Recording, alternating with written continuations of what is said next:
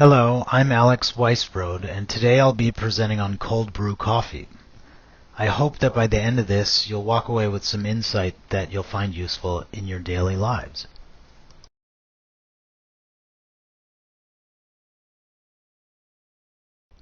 Coffee is a huge topic, so today I'm going to maintain my focus on a few simple topics: the history of coffee, some coffee brewing methods, and the benefits of cold brew itself.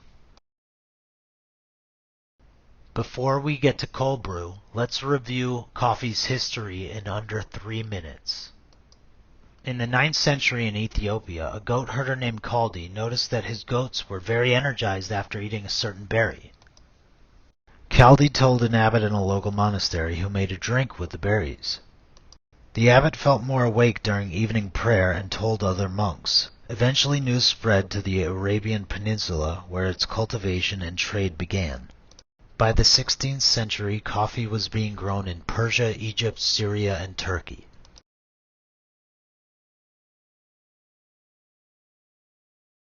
European travelers started telling stories of an unusually dark beverage, and it being drank in schools for the wise, also known as coffee houses. In 1615 in Venice, Pope Clement VIII was asked to intervene when coffee appeared and no one had seen it before. He gave his papal approval. By the mid-17th century, London alone had 300 coffee houses. The British, in the mid-1600s, brought coffee to New Amsterdam, which is now New York. At the same time, the Dutch began to cultivate coffee in Indonesia, Java, and Sumatra. In 1714, the mayor of Amsterdam gifted King Louis XIV of France with a coffee plant. 9 years later, in 1723, King Louis sent the tree to the island of Martinique, where it was planted and eventually thrived, becoming 18 million trees in 50 years. By the end of the 18th century, coffee was one of the most profitable exports. New nations established on coffee economics alone. According to a study in Nature magazine in 2003, nearly 100 million people are dependent on coffee growth annually each year. And Wikipedia states that 2.25 billion cups of coffee are drank annually, amounting to 2.5 per day per person.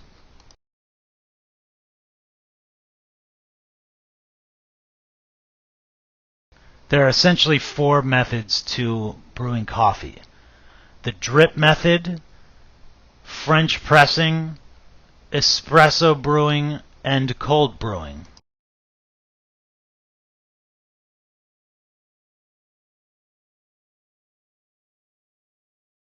Shown here is all you need to brew cold brew coffee at home.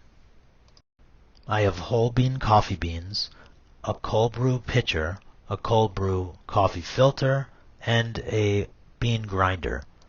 Fill the pitcher 2/3 full with water. For this process, it's not necessary to fully grind the beans.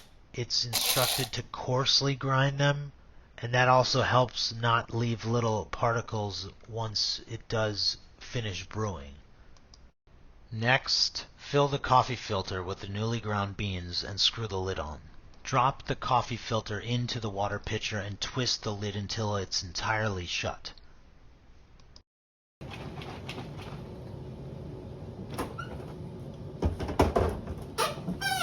Come back later and shake the brew again.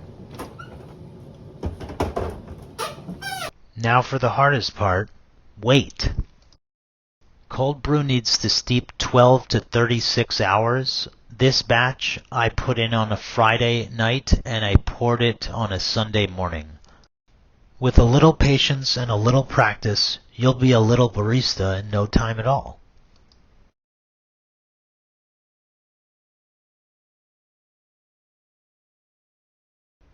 Okay, then what's all the fuss about anyway?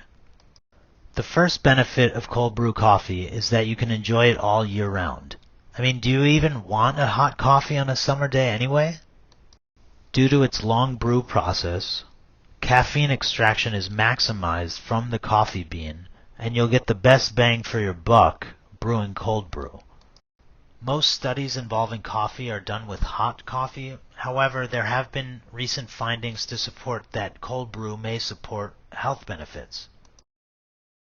Because you're brewing your coffee in advance and in big batches, you'll have one less thing to do every morning, and you'll save tons of time. This is one way to beat Boston traffic for sure.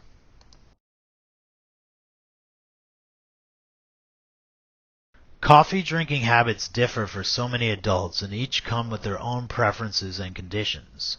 I find myself rarely drinking hot coffee these days, but if I do want it at all I have to do is stick my cold brew in the microwave. I hope you were able to enjoy today's presentation and learn something in the process. Hopefully you go out and try cold brewing yourself. Let me know how it goes. Thanks for watching. I stumbled upon somebody who made cold brew ice cubes, so I thought I'd show those too. Thanks again.